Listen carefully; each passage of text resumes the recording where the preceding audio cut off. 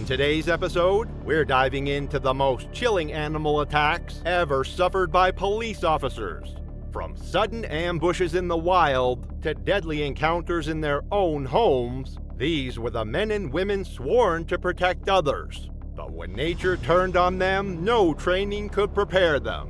Let's dive into the first story. March 15, 2019, Masai Mara, Kenya. Officer Cameron Doyle adjusted his uniform before leading junior rangers into the golden grassland. At 55, the weathered Kenyan Wildlife Service liaison had spent countless hours tracking everything from elephants to leopards. Wildlife Officer Cameron Doyle adjusted his hat as he led his team through the early morning mist of the Masai Mara. The 55-year-old Irish conservationist had spent 8 years in Kenya, driven by his passion for African wildlife. Known for his hands-on teaching style, Cameron believed rangers learn best through direct field experience. His extensive experience with predators had given him supreme confidence in reading animal behavior, though this sometimes made him underestimate unpredictable solitary animals. Having survived numerous close calls, Cameron had developed a casual attitude toward danger that concerned supervisors but inspired junior rangers. His philosophy of leading from the front meant taking risks to demonstrate proper techniques. This morning's mission was routine: shadow a lion pride near the tourist buffer zone by the Mara River.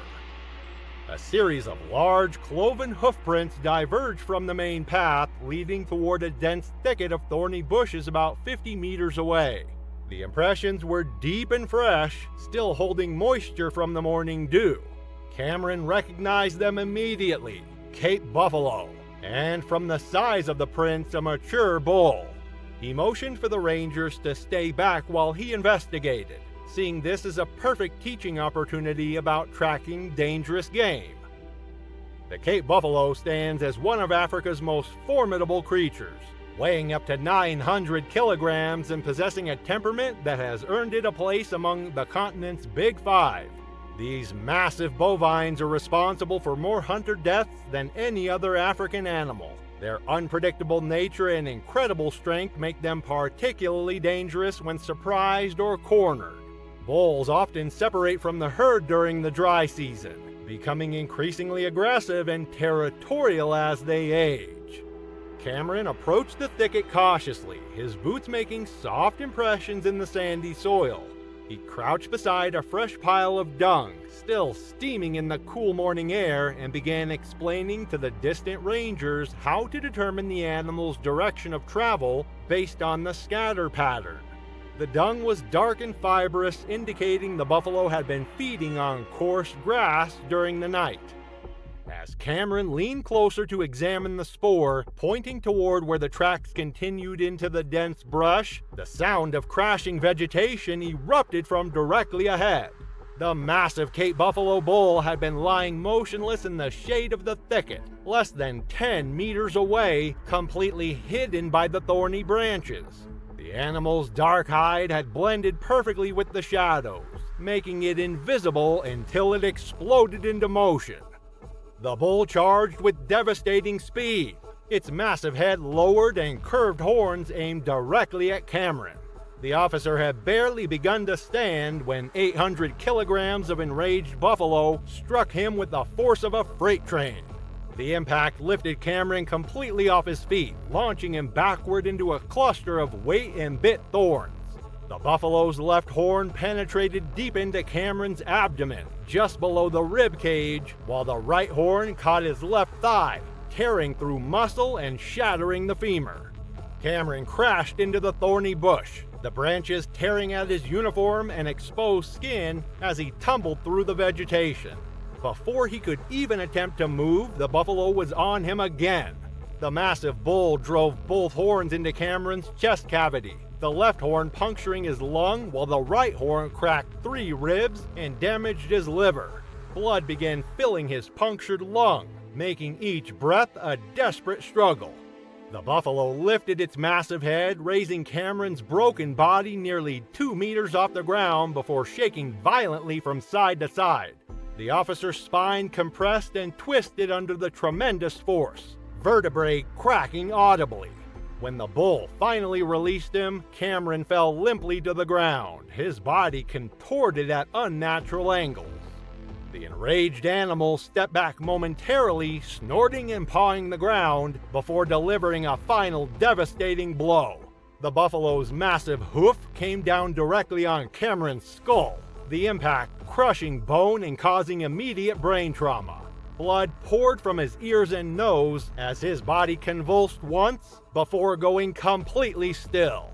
The junior rangers, who had watched in horror from their distant position, radioed for immediate medical evacuation while approaching cautiously with their rifles raised.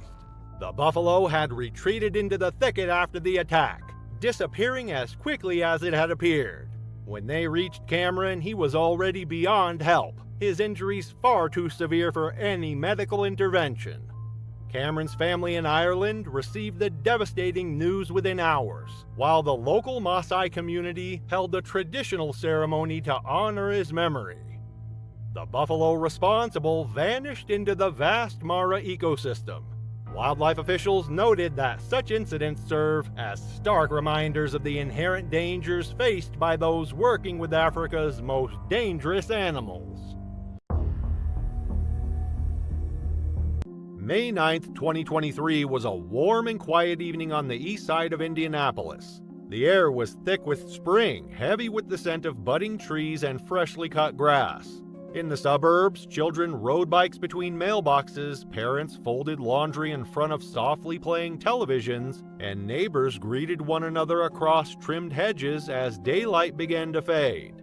There was nothing unusual about the stillness of that evening. No sirens, no alarms. Just the everyday rhythm of life winding down. Inside a modest one-story brick house near North Millhofer Road, Marion County Sheriff's Deputy Tamika White and her 8-year-old son were finishing up another weekday. Tamika, 46, had been with the Sheriff's Department for over 15 years. She was a steady presence on the force, quiet, professional, and deeply dependable. At 5 feet 6 inches tall with a slim frame, she wasn't physically imposing, but she had a calm authority that earned her respect from both colleagues and community members alike. She had been a single mother since her son was born. Their home was clean and organized, filled with books, toys, and family photos. A small garden lined the front walkway, and inside, her son's latest school drawings were pinned proudly to the refrigerator. On duty, she was known for her consistency and sharp judgment. Off duty, she devoted herself completely to her child. Several weeks prior, Tamika had agreed to temporarily care for a dog, a large, mixed-breed male weighing roughly 90 pounds. The dog had come from someone she knew, a casual rehoming arrangement that wasn't uncommon in communities where people looked out for one another. It had no tags, no microchip, and no documented history of aggression. Muscular, with a square head and strong shoulders, the animal resembled a cross between a mastiff and a pit bull. Tamika, experienced in handling difficult people and stressful situations, likely believed she could manage the dog without issue, and for a while it seemed like she could. Pit bull-type dogs are known for their strength, determination, and high pain tolerance. Originally bred for bull baiting and later for dog fighting, they possess powerful jaws and a muscular build that can make them formidable in a confrontation. While many pit bulls are friendly, well-socialized pets, their physical capabilities mean that when they do attack, the consequences can be severe. Studies have shown that pit bulls and pit bull crosses are responsible for a disproportionate number of serious and fatal dog attacks in the United States each year. Their tendency, in rare cases, to launch sustained, unrelenting attacks without backing down can make even a single incident especially deadly. That evening, as the sun slipped low over the neighborhood, her son sat at the dining room table finishing his homework. Tamika moved between the kitchen and hallway, folding clothes and picking up after the day. The television murmured in the background. The dog paced through the living room, quiet but alert. There was no tension in the air, no obvious warning, just the soft domestic quiet of a mother and child at home. Then the dog lunged. The attack began in the living room. The first bite landed on her forearm as she raised it instinctively to shield her face. The impact fractured bone and tore through muscle, sending Tamika stumbling backward into a side table. Her phone clattered to the floor. She screamed, telling her son to run, her voice strained and sharp. The dog struck again before she could fully regain her footing. It clamped onto her leg and dragged her down. The weight of the animal pinned her to the carpet as it shook its head violently, tearing into her thigh. She kicked and fought, landing blows with her free arm, but the dog was relentless. Her son, crying in fear, stood frozen near the hallway entrance. She saw him and turned, pushing herself up from the floor, blood already soaking the front of her shirt. She moved toward the hallway, placing herself between the dog and her child. The walls were narrow and there was nowhere to retreat. Her body became the only barrier. As she raised her hands to push the animal back again, it launched upward, teeth locking onto the side of her neck. The crushing bite severed her airway and punctured deep into muscle and artery. She dropped to one knee, gasping, but remained in the fight, swinging with her remaining strength, dragging herself toward the bedroom door. Anything to pull the dog's attention away from her son. The hallway walls were marked with deep smears of blood. Her fingernails had scraped paint from the doorframe. Even as her legs gave out, she kept herself between the dog and her son. The boy took the chance to run. He bolted through the front door, down the steps, across the yard to a neighbor's house, screaming for help. His arms were marked with bite wounds, one shoulder torn, but he was alive. The neighbor dialed 911 at 7:45 p.m. When officers arrived minutes later, they forced entry into the home and found Tamika lying face down in the hallway. The dog stood nearby, its muzzle soaked with blood. The animal snarled and advanced toward the officers, forcing them to use shields and tasers to subdue it long enough for paramedics to reach her. Tamika was pronounced dead at the scene at 8:03 p.m. The injuries were catastrophic. Her trachea had been crushed, and her neck, arms, and upper torso were covered in deep, ragged wounds. Several ribs had been broken. Her forearm showed signs of defensive trauma, the skin torn where she had blocked repeated attacks. Her son was transported to Riley Hospital for Children, where he was treated for multiple bite wounds to his arm and shoulder. Though the physical injuries were not life-threatening, the emotional trauma was severe. Hospital staff noted that he remained in a state of shock for hours, unable to fully process what had happened. He was later released into the care of extended family who arrived from out of town that same night to be with him. Grief counselors and child trauma specialists were brought in to support him during the days that followed. The dog was euthanized the following morning by order of the Indianapolis Animal Care Services. With no identity tags, no microchip, and no veterinary records, there was no way to trace where the animal had originally come from or how many hands it had passed through. Animal Control canvassed the surrounding area and checked databases for any matching reports, but no one ever came forward to claim it.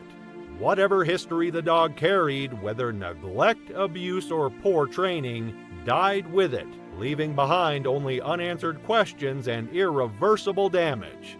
The death of Deputy Tamika White sent a deep wave of grief through the sheriff's department and the city she served. She hadn't died on a traffic stop or during a dangerous arrest. She had died in her home, off-duty, protecting her child from an animal she had likely taken in as an act of kindness. Officers held a candlelight vigil on the department steps that week. Candles flickered beneath a framed photo of Tamika in uniform. There were no speeches, just the sound of silence and shared mourning. Her funeral was held 6 days later. Law enforcement agencies from across the state sent representatives. Rows of uniformed officers stood at attention outside the chapel as her casket was carried outside. Her son sat quietly beside his grandparents, the folded flag in his lap nearly as large as he was. Inside the chapel, her captain spoke of her discipline, her quiet integrity, and her strength. Not the kind that makes headlines, but the kind that never wavers when it matters most. No charges were filed, the law hadn't been broken. Tamika had taken in a dog she didn't fully know, and it had turned on her without warning. Her death reignited conversations about large dog breeds, fostering practices, and the risks of informal pet transfers. But there was no single person to blame, just a moment of trust met with violence. Her name now appears on the Indiana Law Enforcement and Firefighters Memorial downtown. Beneath it is a simple inscription listing her years of service and the date of her death. She's remembered as a mother, a peace officer, and a protector. In her final act, placing her body between danger and her son, Tamika White fulfilled both her duty and her promise without hesitation. March 15, 2019, in Bhopal, Madhya Pradesh, morning mist clung to the acacia trees around Vindhvadhar National Park as sunlight pierced the canopy. This 445-hectare sanctuary served as both a national park and zoo, housing rescued wildlife in semi-natural habitats after the previous night's thunderstorm. Inspector Rohan Bhattacharya had served the Madhya Pradesh Police for 19 years, earning respect for his methodical approach and unwavering dedication to duty. At 43, the father of two had volunteered for the Wildlife Protection Unit 3 years prior, understanding that human-animal conflicts required experienced officers who could remain calm under pressure.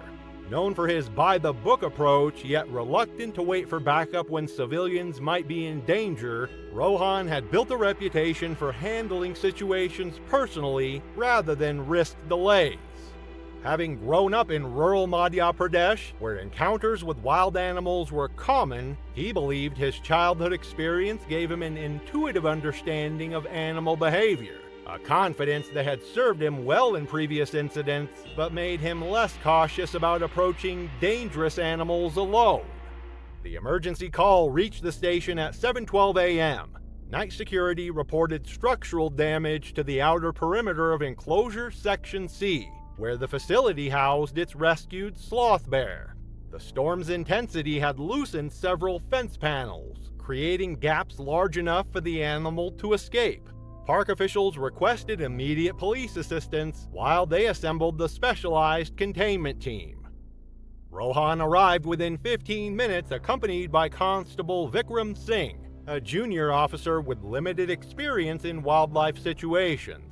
The zoo's morning feeding staff had not yet begun their rounds, leaving the back corridors eerily quiet except for the distant bird calls and the occasional rustle of leaves.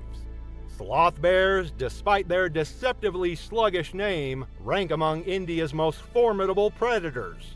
Adult males can weigh up to 140 kilograms and possess powerful limbs equipped with curved claws measuring up to 8 centimeters in length.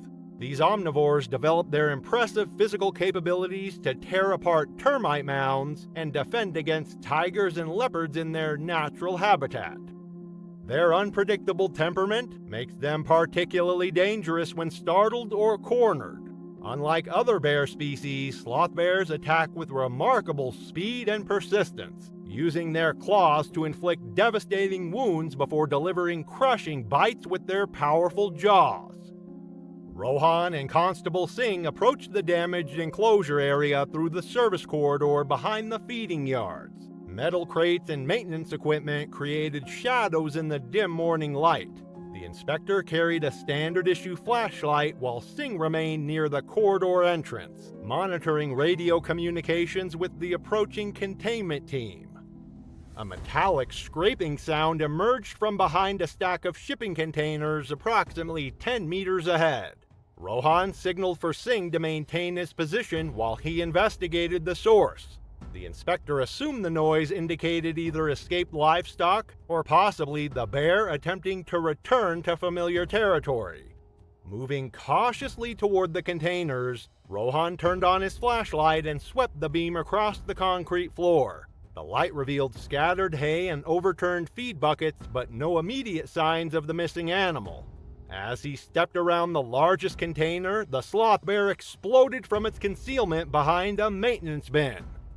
The animal's initial swipe caught Rohan across the left side of his face and neck, the claws tearing through skin and muscle tissue with surgical precision. The impact sent him stumbling backwards as his flashlight flew from his grasp, clattering against the concrete wall. Before he could regain his balance, the bear's second strike raked across his chest, shredding his uniform shirt and opening deep lacerations from his right shoulder to his sternum. The bear then lunged forward, its massive jaws clamping down on Rohan's left forearm as he instinctively raised it in defense. The crushing force fractured both the radius and ulna bones, while the animal's canine teeth punctured through to the bone. Rohan collapsed under the bear's weight as it began shaking its head violently, causing additional tissue damage and arterial bleeding. Singh's shouts for assistance echoed through the corridor as he activated the emergency alarm system. The piercing siren seemed to agitate the bear further, prompting it to release Rohan's arm and deliver a devastating bite to his torso. The animal's jaws covered the area between his lower ribs and abdomen, causing massive internal trauma and severing major blood vessels. The bear dragged Rohan's motionless form behind the shipping containers, away from the corridor entrance. His severe blood loss and internal injuries proved fatal within minutes of the initial attack. The specialized tranquilizer team arrived 23 minutes after Singh's emergency call, successfully sedating the animal and recovering the inspector's body. The Madhya Pradesh Forest Department launched an immediate investigation into the security protocols surrounding the damaged enclosure. Preliminary findings indicated that routine storm damage assessments had been delayed, allowing the bear to remain undetected in the service area for several hours. The sloth bear was relocated to a more secure facility in Kanha National Park, where enhanced containment measures prevented similar incidents. Zoo management implemented additional safety protocols, requiring two-person teams for all wildlife-related emergency responses. October 9, 2021 began as a gray, damp morning in the remote mountain town of Ashoro, nestled deep within the rugged interior of Hokkaido, Japan. A steady mist clung to the trees, muffling sound and shrouding the trails in thick fog. As locals went about their morning routines, feeding chickens, collecting firewood, and preparing for the long winter ahead, none could have known that within hours a trained wildlife officer would be dead, killed in one of the most violent bear attacks in recent memory. Keiko Tanaka, 34, was a senior field agent with the Hokkaido Wildlife Patrol, an elite government unit tasked with managing human-wildlife conflict in Japan's northmost and most dangerous wilderness. Though only 5 feet 4 inches tall and weighing 125 pounds, Keiko was known for her steady nerves and professionalism under pressure. She held a master's degree in environmental science, had logged thousands of hours in the field, and was considered one of the country's most experienced bear response officers. Born in Sapporo and raised in a family of civil servants, Keiko was the youngest of 3 daughters. While her sisters pursued careers in education and healthcare, she chose a more solitary path. She spent most of her free time hiking, birdwatching, and photographing wildlife across Hokkaido's national parks. Her colleagues described her as methodical and unshakably calm, even in high-stakes encounters with wild boar, foxes, and bears. Her team still talked about the time she sedated a cornered boar with one shot while surrounded by panicking hikers. She didn't raise her voice, didn't rush, just moved forward calmly as if she'd practiced that exact moment 100 times. That morning, Keiko was dispatched to investigate recent bear activity near a closed logging road approximately 12 miles north of Lake Oneto. Over the past week, 2 goats had gone missing from a nearby homestead. Claw marks had been found on utility poles, and multiple hikers had reported overturned trash bins and damaged fencing. Authorities suspected a Ussuri brown bear was establishing a pattern of approaching human settlements, behavior that often precedes conflict. Ussuri brown bears, also known as higuma in Japan, are among the largest bear species in the world. Adult males can reach up to 1,200 pounds and stand nearly 10 feet tall on their hind legs, making them larger than the average American grizzly bear, which typically weighs between 400 and 790 pounds. Ussuri bears also possess longer limbs and broader paws, giving them a greater reach and stronger swiping power. Their claws, which can exceed 5 inches in length, are capable of tearing through tree bark, flesh, and even reinforce doors when food is involved.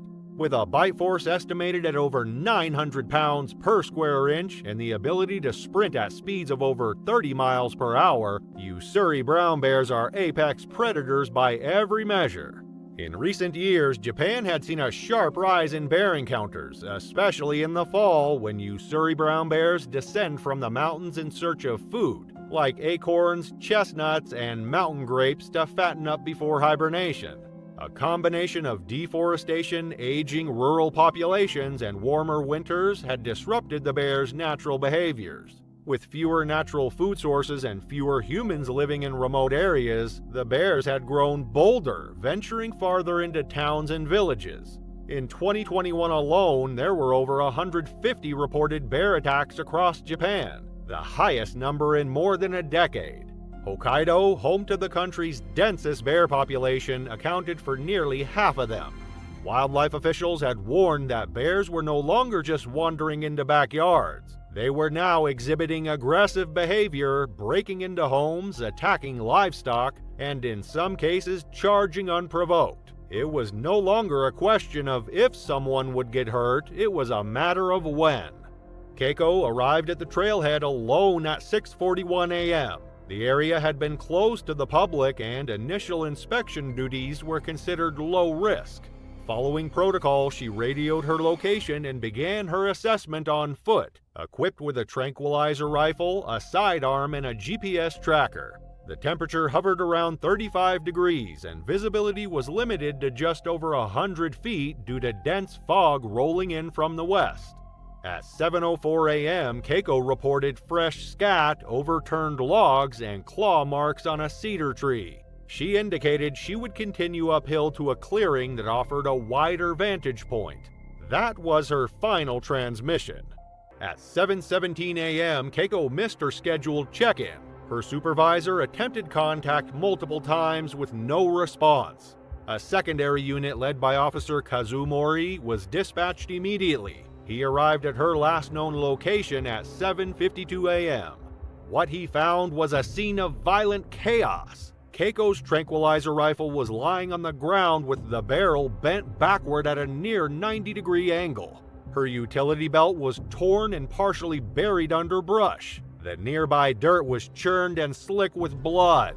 20 yards down a slope, a clear trail of broken branches and drag marks disappeared into the undergrowth. The attack had occurred with little warning.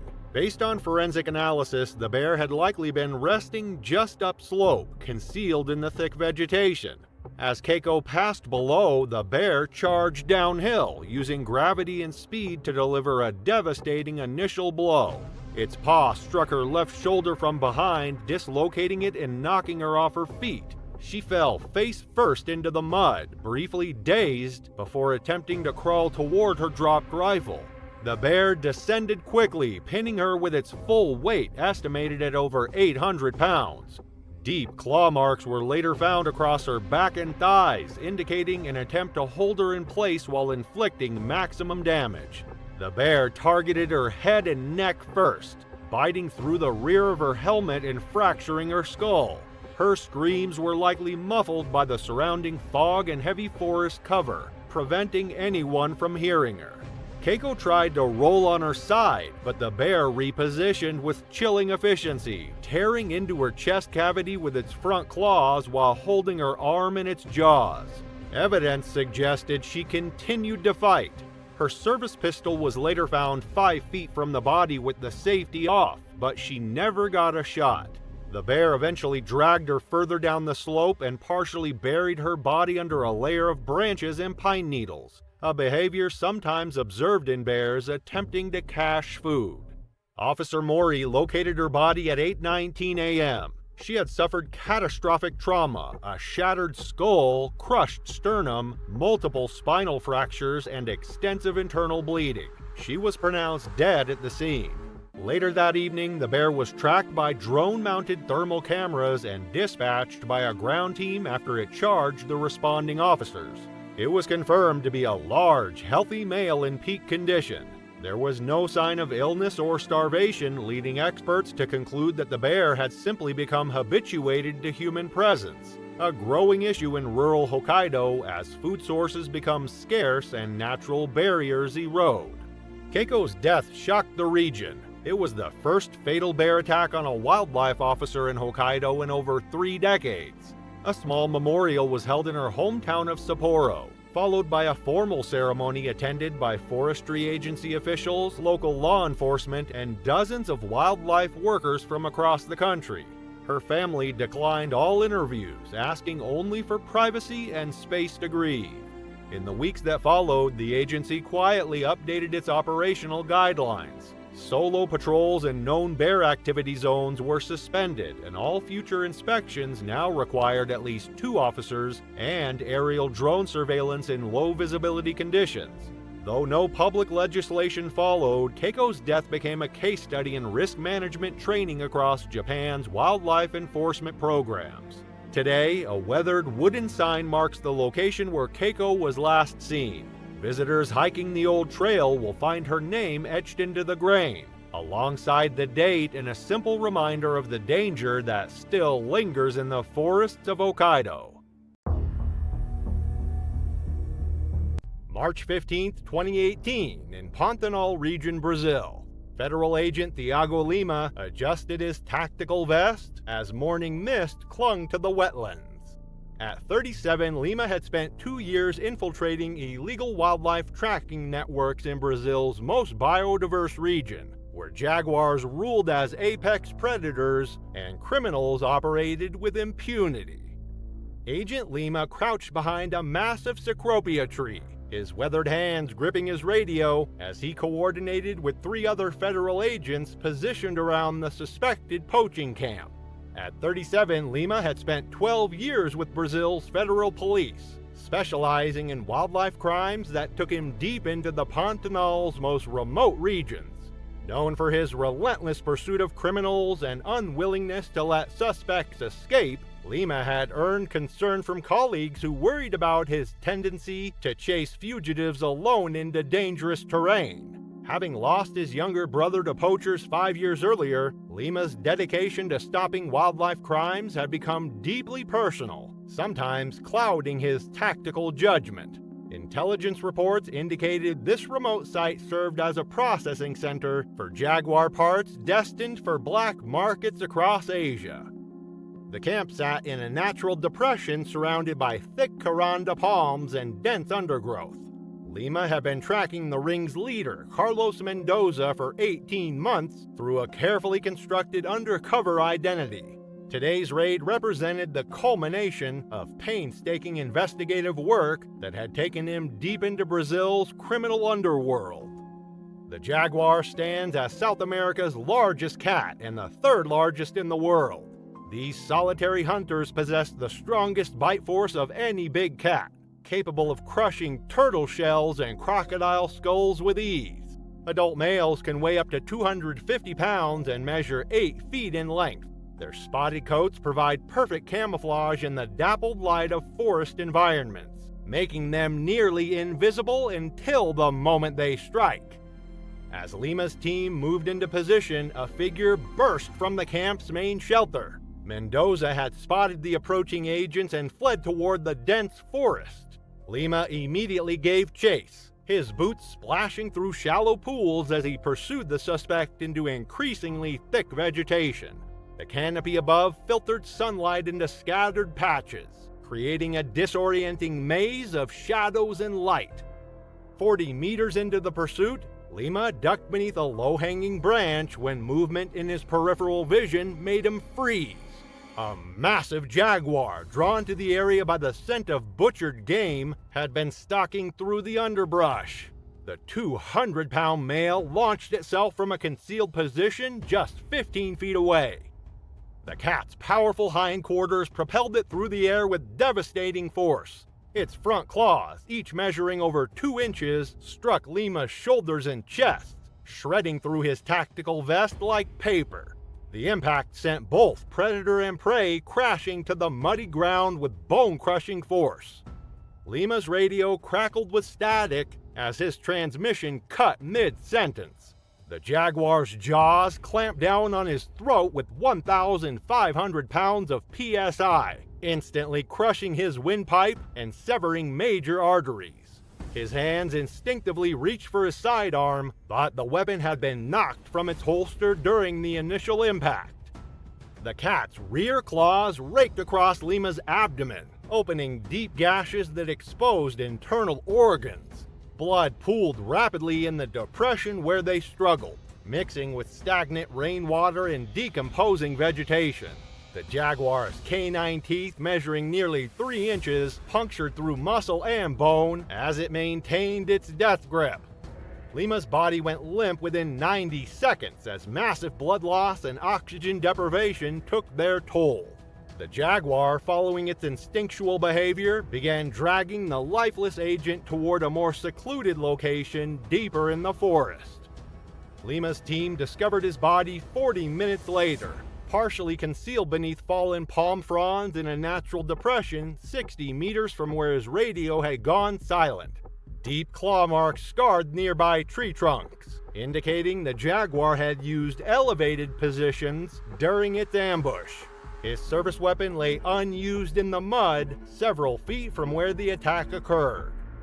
The federal police launched an immediate investigation into the circumstances surrounding Lima's death, while wildlife officers confirmed increased jaguar activity in the region due to illegal hunting operations disrupting natural prey patterns. The poaching ring's leader, Carlos Mendoza, was apprehended 3 days later attempting to cross into Bolivia. Evidence recovered from the camp led to the arrest of 12 additional suspects and the seizure of jaguar parts valued at over $2 million. September 14, 2018 marked the second day of an intensive search operation along the murky waters of the St. Johns River in northeastern Florida. The humid air hung thick with moisture as evening approached, casting an eerie stillness over the cypress-lined waterway.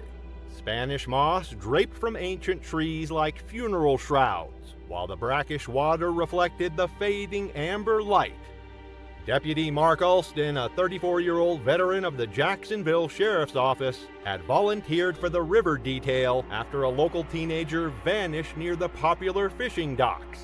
Mark brought 8 years of law enforcement experience to the search, including specialized training in water recovery operations.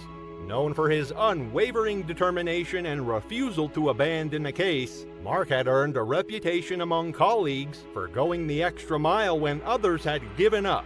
Having grown up along Florida's waterways, he possessed intimate knowledge of the St. Johns River's treacherous currents, knowledge that had made him invaluable in previous water rescues, but had also bred a dangerous overconfidence.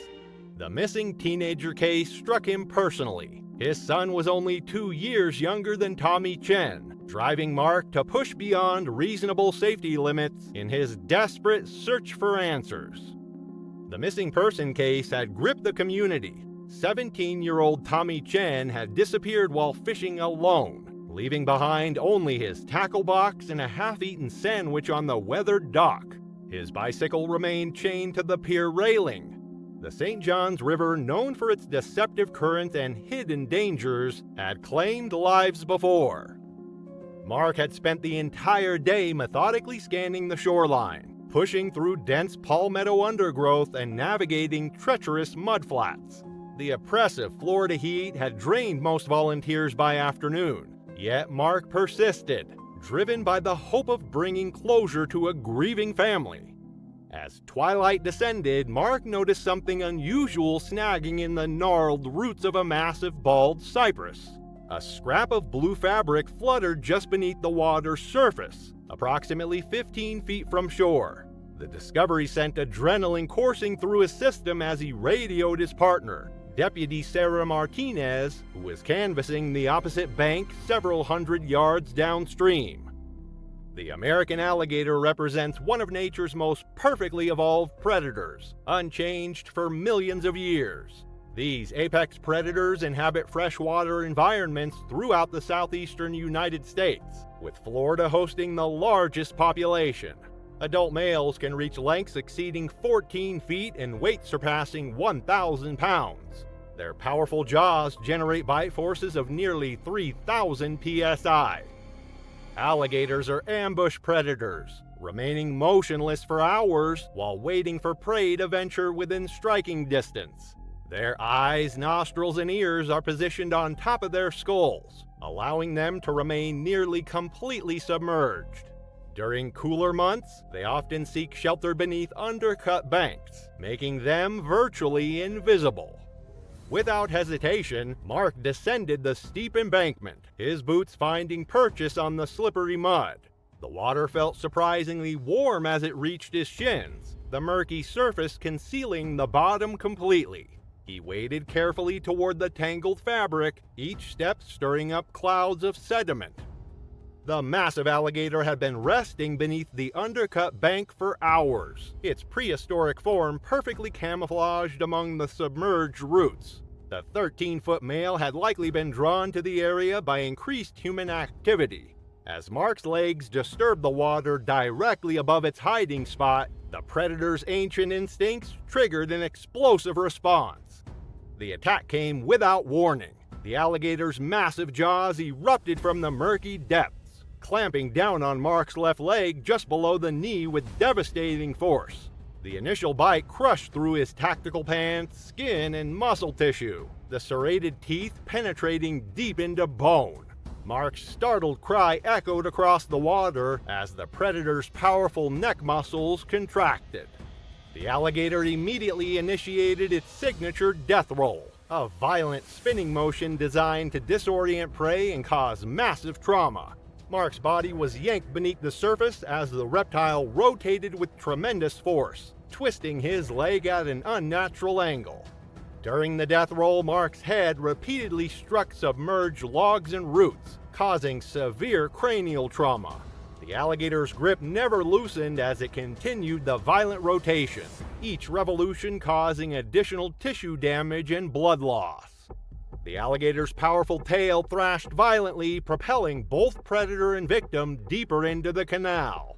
The death roll continued for nearly 2 minutes, causing catastrophic internal injuries and massive blood loss. As Mark's struggles weakened, the alligator adjusted its grip, repositioning its jaws higher on its torso. The crushing bite force compressed his ribcage, fracturing multiple ribs and puncturing his left lung.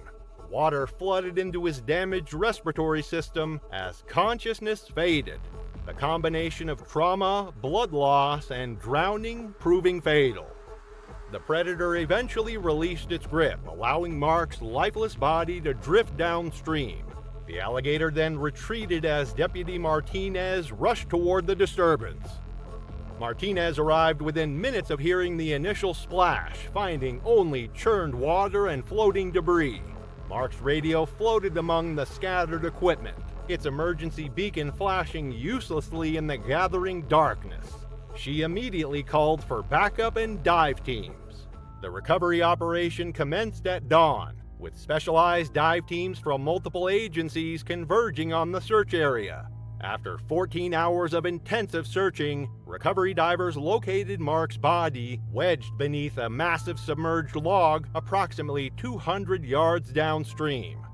The Jacksonville Sheriff's Office launched a comprehensive investigation into the incident, reviewing safety protocols for water-based operations. The local community mourned the loss of a dedicated public servant. Mark left behind a wife and 2 young children. December 15, 2002 began like any other cold winter morning in rural Warren County, Ohio. A light snow had settled over the open farmland and a quiet stillness hung over the leafless woods. By 8:45 a.m., the roads were just beginning to thaw, and most of the town was easing into a peaceful Sunday routine. No one could have predicted that within the hour, a veteran sheriff's deputy would be dead, and a suburban home would be the site of one of the most gruesome animal attacks in the state's history. Michael "Mike" Reynolds, 43, had served with the Warren County Sheriff's Department for over 15 years. Standing 6 foot 2 inches with broad shoulders and a calm presence, Mike had a reputation for handling tense situations with empathy and patience. Born and raised in rural Kentucky, he'd grown up helping his father, a veterinarian, tend to livestock across the countryside. From a young age, Mike had learned that working with animals required a combination of caution and deep respect, lessons that stayed with him long after he traded farm boots for a badge. After earning his degree in criminal justice from the University of Kentucky, Mike moved to Ohio, where he married his college sweetheart, Sarah. They eventually settled in a modest home outside Lebanon and raised 2 children, Emma, 12, and Jason, 9. Weekends were reserved for camping trips, fishing, and teaching his kids the same quiet appreciation for nature that his father had once taught him. At the department, Mike was affectionately known as the Animal Whisperer. He was the first to be called for cases involving escaped livestock, wild animals, or even the occasional backyard python. His colleagues respected his calm under pressure and his ability to handle dangerous animals without escalating the situation. Just a month earlier, he had received praise for safely rounding up 3 runaway horses in the middle of a thunderstorm. December 15th marked the final hour of Mike's overnight shift. He was looking forward to attending his son's basketball game later that afternoon when the call came in at 8:47 a.m. A woman on Maple Grove Road had dialed 911 in a panic, screaming that her pet chimpanzee was attacking her husband. Chimpanzees, despite their frequent portrayal as friendly and playful in pop culture, are among the most dangerous animals kept in captivity. Adult males in particular possess strength far beyond that of a human, estimated at 4 to 5 times greater, and are capable of deliberate, targeted aggression. Weighing between 90 and 130 pounds, chimpanzees can generate over 1,200 pounds of pulling force, and their attacks frequently focus on the face, hands, and genitals of their victims. Known for their intelligence, chimps can use tools, plan actions, and assess threats with terrifying speed and precision. Caesar, an 8-year-old male chimpanzee, had been kept illegally by Sandra and Thomas Winters, a middle-aged couple with no formal training in animal care. Purchased through exotic animal traffickers for $50,000, Caesar had lived in the Winters home for 6 years. The couple treated him like a human child, dressing him in clothes, feeding him at the table, and allowing him to ride in their car. The garage had been converted into a private living space for the chimp, complete with a television, toys, and a bed. Despite concerns raised by neighbors and occasional warnings from local animal control, no formal action had ever been taken against the Winters. At the time, Ohio had minimal regulations regarding the ownership of exotic animals like chimpanzees, and Caesar had been acquired and kept largely under the radar. Law enforcement lacked clear authority to remove the animal without documented incidents of aggression, and with no prior official reports of attacks, the couple had faced no legal consequences, until it was far too late. When Mike arrived on the scene at 9:03 a.m., the Winters' 2-story colonial home looked calm from the outside. A dusting of snow coated the lawn and wrapped porch, but through the open front door, the sounds of chaos spilled out. Shattering glass, a woman crying, and what Mike described in his final radio transmission as inhuman screaming. He radioed dispatch to request animal control backup, but the nearest unit was 45 minutes away. Sandra Winters, 52, ran from the house as he approached, her arms covered in blood and deep scratches. Inside, her husband Thomas lay unconscious in the kitchen, his face and neck mauled. Caesar had been confined to the garage, but the reinforced door shook violently under the chimp's repeated assaults. At 9:07 a.m., while checking Thomas's vitals and calling for EMS, a sudden crash rang out through the house. Caesar had broken through the garage enclosure's viewing window, using sheer strength to shatter the barrier and escape. The chimp covered the short distance to the kitchen in seconds. Mike attempted to deploy his taser, but Caesar dodged the probes with surprising agility. The chimp struck with both fists, knocking the officer into the kitchen island. Mike's radio skidded across the floor as Caesar launched a calculated, sustained assault. The chimp pinned Mike down and began targeting his face with bite after bite, his 1.5-inch canines tearing through skin, cartilage, and bone. Despite multiple efforts to reach his service weapon, Mike was unable to fight back effectively. At one point, Caesar grabbed a wooden kitchen chair and used it as a bludgeon, striking Mike's hand and sending the gun sliding under the refrigerator. The assault lasted nearly 8 minutes. At 9:17 a.m., officers Jessica Martinez and Robert Chen arrived at the residence. Through the front window, they witnessed Caesar kneeling over Mike's bloodied body, his fingers digging into torn muscle with disturbing precision. When they entered the house, Caesar charged. It took 4 rounds to bring him down. EMS arrived 5 minutes later, but Officer Reynolds was already dead. The medical examiner later confirmed that he had suffered massive trauma, a crushed larynx, multiple facial fractures, and over 30 distinct bite wounds. His service weapon was recovered unfired. Thomas Winters was pronounced dead at the scene, succumbing to massive blood loss and blunt force trauma before paramedics could intervene. During the investigation, authorities uncovered disturbing evidence that Caesar had exhibited increasingly aggressive behavior in the months leading up to the attack. Veterinary records and witness statements revealed at least 2 prior biting incidents involving Sandra Winters, neither of which had been reported. Caesar had also been throwing objects, damaging furniture, and displaying escalating territorial behavior, all warning signs that had gone ignored. Sandra Winters was later charged with reckless homicide, involuntary manslaughter, and illegal possession of a dangerous wild animal based on her failure to report previous attacks, the unlawful purchase of Caesar, and her ongoing negligence in housing a dangerous primate without proper containment. She pled guilty to involuntary manslaughter and was sentenced to 6 years in prison, along with a permanent ban on animal ownership. The incident shocked the Warren County community and reignited national debate over exotic pet ownership in the United States. Several lawmakers called for tighter regulations, but no immediate legislation followed. However, law enforcement agencies across Ohio quietly began implementing internal training protocols for responding to exotic animal incidents, many using the details of Officer Reynolds' death as a cautionary case study. At Mike's funeral, hundreds gathered to pay their respects. His daughter Emma read a letter describing her father as a man who always respected animals, even when they didn't respect him back.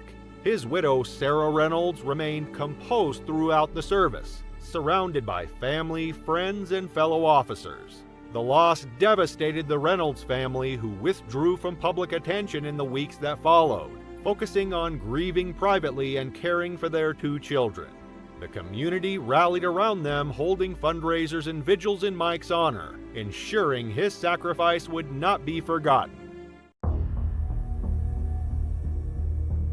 October 15, 2019, in Kananaskis County, Alberta, the morning mist clung to the dense pine forest of Kananaskis County as temperatures hovered just above freezing.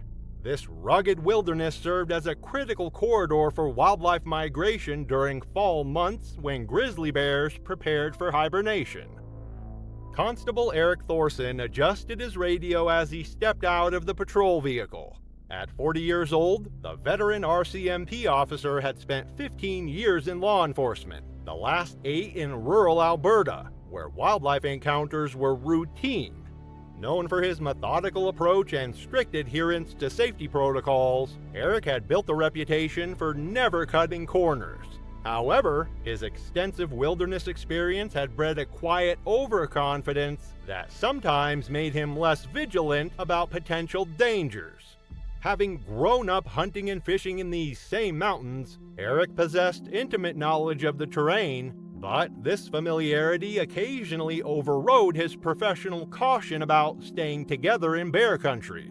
Beside him, Provincial Wildlife Officer Marcus Reed checked his GPS coordinates before shouldering his rifle. The two men had been dispatched following reports of an unauthorized hunting camp established near the tree line. Local regulations strictly prohibited camping in this zone during fall due to increased grizzly activity.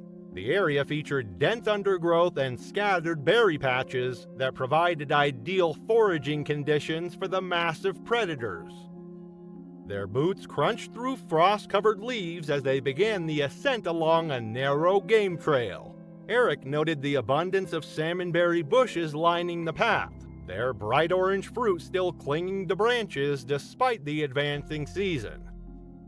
Grizzly bears, weighing up to 800 pounds, dominate the food chain throughout Western Canada. During autumn months, grizzlies enter hyperphagia, consuming up to 20,000 calories daily to build fat reserves for winter. This feeding frenzy makes them particularly aggressive and unpredictable.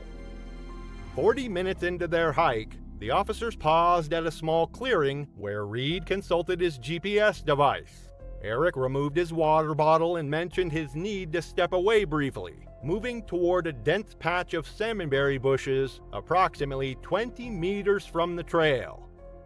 Unknown to either officer, a massive male grizzly had been foraging quietly in the same berry patch for over 3 hours.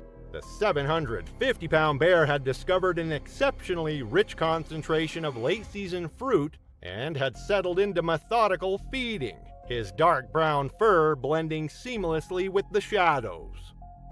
Eric positioned himself behind the largest cluster of bushes, his back turned toward the deeper forest.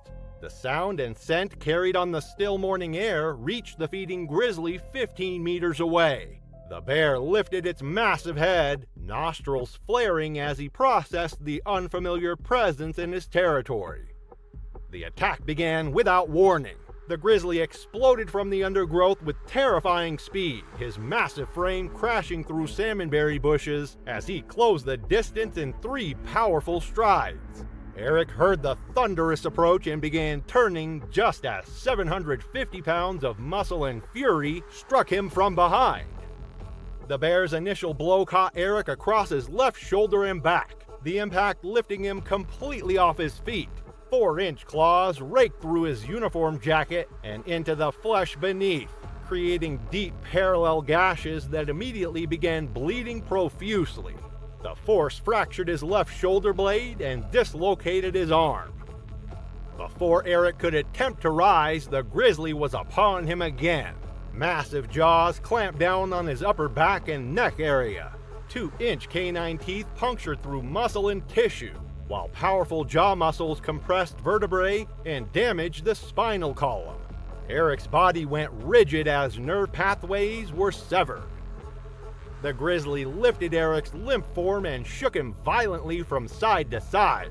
This motion caused massive internal trauma as organs were torn and ribs snapped under tremendous pressure.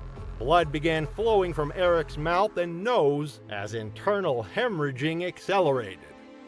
Reed heard the commotion and immediately grabbed his rifle, rushing toward the sound while shouting Eric's name. The wildlife officer reached the scene to witness the grizzly standing over Eric's motionless body, the bear's muzzle stained crimson. Reed raised his weapon and fired a warning shot into the air. The grizzly immediately released its grip and reared up on his hind legs, standing nearly 9 feet tall. Reed chambered another round while backing slowly toward the trail. The massive predator dropped back to all fours and melted into the forest, leaving behind only broken vegetation and the overwhelming scent of blood. Reed immediately called for emergency assistance while rushing to Eric's side, though it was apparent his colleague was beyond help. Eric had suffered catastrophic injuries during the brief encounter. Multiple puncture wounds to his neck and torso had severed major blood vessels, while the crushing bite force had damaged his cervical spine. Internal bleeding and trauma to vital organs caused rapid blood loss and organ failure. Emergency responders reached the remote location 90 minutes later, but Eric had succumbed within moments of the attack. Thanks for watching this compilation. Not done watching yet? Click on the next video right now.